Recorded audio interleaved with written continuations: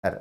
ఇంటి యజమాని రోజు స్నానం చేశాక ఈ విమల మంత్రం లక్ష్మీ కమలవాసిన్యై స్వాహ దీన్ని 21 సార్లు చదువుకుంటూ ఉంటే లక్ష్మీదేవి ఇంట్లోకి ప్రవేశించి స్థిరలక్ష్మి అనుగ్రహం కలిగి ఇంట్లో ఆనంద తాండవం చేస్తుంది.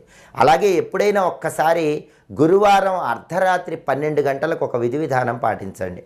ఆ విధి విధానం ఏంటంటే, గురువారం సరిగ్గా అర్ధరాత్రి 12 గంటలకి మీ ఇంట్లో హాల్లో ఒక పీట పెట్టి ఆ పీట మీద బియ్యం పిండితో గుండ్రంగా ఒక ముగ్గు వేయండి.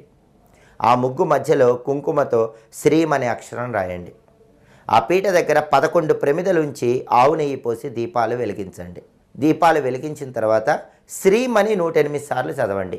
జీవితంలో ఒక్కసారైనా గురువారం అర్ధరాత్రి పూట ఇలా పీట మీద గుండ్రంగా బియ్యం పిండితో ముగ్గేసి మధ్యలో కుంకుమతో శ్రీం అని రాసి లేదా శ్రీ అనే అక్షరం రాసి అక్కడ 11 మట్టి ప్రమిదలుంచి ఆవు నెయ్యి పోసి దీపాలు పెట్టి ఆ దీపాల దగ్గర